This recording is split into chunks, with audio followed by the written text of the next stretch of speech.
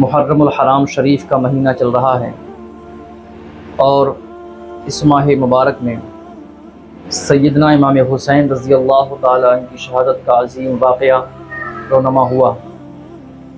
تو امام حسین رضی اللہ تعالیٰ عنہ کے تعلق سے ہی آپ کی دیار محبت میں کچھ باتیں لے کر حاضر ہوئے ہیں۔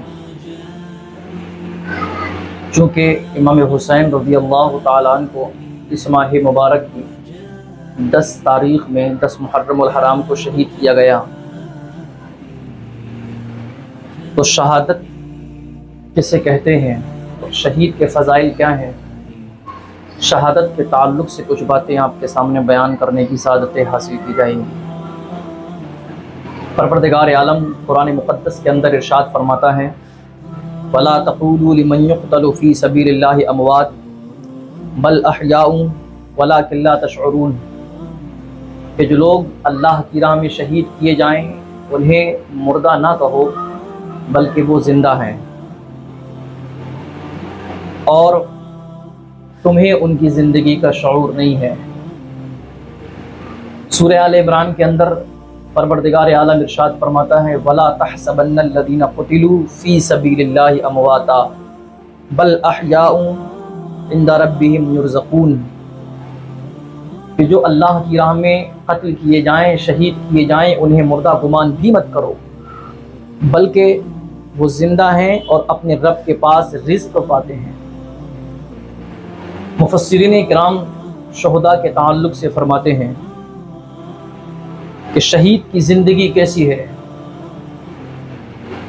سرکار دو عالم صلی اللہ تعالی علیہ وسلم کی حدیث پاک کا مفہوم ہے شہید کی روح کو پرندوں کے جسم میں رکھا جاتا ہے، اور یہ پرندے عرش الہی کے نیچے جو قندیلیں لٹکی ہوئی ہیں ان میں رہتے ہیں، یہ جنت کی سیر کرتے ہیں، اور ایک حدیث کے مطابق سبز رنگ کے پرندوں کے قالب میں ان کی روحوں کو رکھا جاتا ہے۔ شہید کا مقام و مرتبہ، شہید کس کو کہتے ہیں؟ شہید وہ ہے کہ جو دین الہی کی حفاظت کے لیے، اللہ کے دین کی خاطر دین کی حفاظت کرتے ہوئے میدان جنگ میں قتل کیا جائے۔ مقام و مرتبہ اللہ رب العالمین نے شہید کا بہت بلند رکھا ہے۔ شہید کے بے شمار فضائل نبی پاک صلی اللہ تعالی علیہ وسلم نے اپنی احادیث کریمہ کے اندر بیان فرمائے۔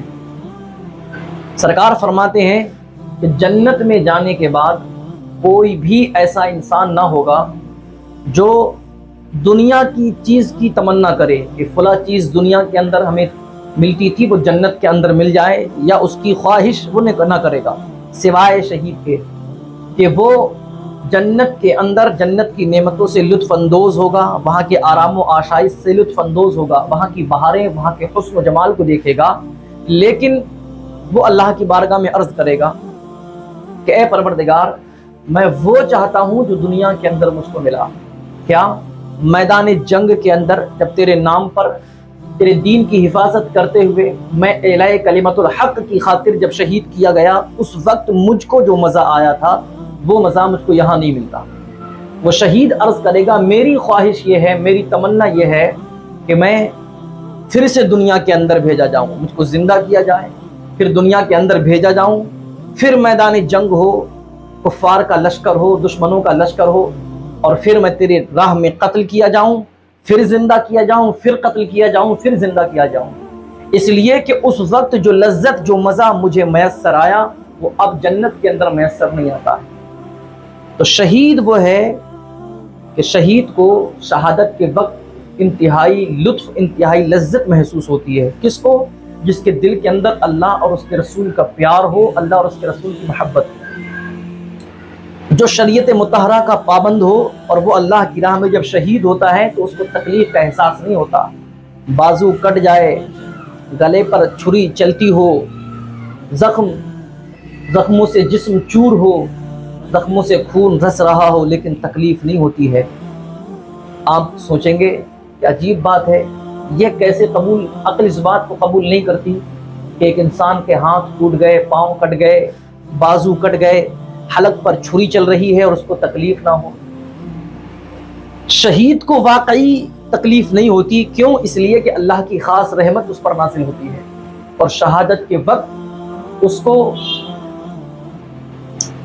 دیدار الہی نصیب ہوتا ہے. شہادت کے وقت اللہ کی ایسی رحمت متوجہ ہوتی ہے کہ اس کو تکلیف نہیں ہوتی. اس کی مثال میں آپ کے سامنے یوں بیان کروں کہ جب انسان کسی چیز میں بہت زیادہ مستغرق ہو جائے، کسی چیز کی محبت میں بہت زیادہ غرق ہو جائے، تو پھر وہ اس محبت میں اتنا مگن ہو جاتا ہے کہ دوسری چیزوں کی جانب اس کو توجہ ہی نہیں ہوتی ہے. تکلیف کا، اپنے آس پاس ہونے والی چیزوں کا اس کو احساس بھی نہیں ہوتا. اس کی مثال حضرت یوسف علیہ السلام اور مصر کی وہ عورتیں ہیں کہ مصر کی عورتیں، انہوں نے جب زلیخا کو ملامت کیا یوسف کی محبت پر، تو زلیخا نے ایک دسترخوان بچھایا اور ان عورتوں کو دعوت دی. دعوت دینے کے بعد ان عورتوں کے ہاتھ میں چھری اور پھل وغیرہ دے دیے اور سامنے یوسف کو لا کر بٹھا دیا. حضرت یوسف کی بارگاہ میں عرض کی کہ آپ تشریف لائیں. ان عورتوں نے جب اس نے یوسف کو دیکھا تو حسن یوسف میں وہ اتنی مگن ہو گئیں، اس حسن کو دیکھ کر ایسی مگن ہو گئیں دیکھنے میں کہ ان کے ہاتھ میں جو چھری اور جو پھل تھا وہ کاٹ رہی تھیں. چھری چلتی رہی، پھل کٹتا رہا، پھل کٹ کر ختم ہو گیا. اب انگلیاں کٹ گئیں لیکن ان کو درد کا احساس نہ ہوا. اور جب ان کے ہاتھ کٹ گئے تو انہوں نے کیا کہا؟ وَقَطَّعْنَ أَيْدِيَهُنَّ، انہوں نے اپنے ہاتھ کاٹے اور وہ یہ کہنے لگی قُلْنَا حَاشَ لِلَّهِ مَا هَذَا بَشَرٌ إِنْ هَذَا إِلَّا مَلَكٌ كَرِيمٌ، کہ یہ کوئی انسان نہیں بلکہ یہ تو فرشتہ ہے. یعنی حسن یوسف کو دیکھنے میں اتنی مگن تھی کہ ان کو اپنی انگلیوں کے کٹنے کا احساس نہ ہوا. کسی شاعر نے کہا تھا حسن یوسف پر کٹی مصر میں انگشت زنا، سر کٹاتے ہیں تیرے نام پر مردان عرب. وہ حسن یوسف تھا کہ جس کو دیکھ کر مصر کی عورتوں نے اپنی انگلیوں کو کاٹ لیا، اور یہ حسن مصطفیٰ ہے کہ عرب کے بہادروں نے اپنی گردنوں کو کٹا لیا. تو جب شہید اس خاص مرتبے میں ہوتا ہے، جب شہید کے حلق پر تلوار چلتی ہے، جب شہید شہادت کی منزل میں ہوتا ہے، تو اللہ کی ایسی رحمت ہوتی ہے کہ پھر اس کو درد کا احساس، اس کو تکلیف کا احساس نہیں ہوتا ہے.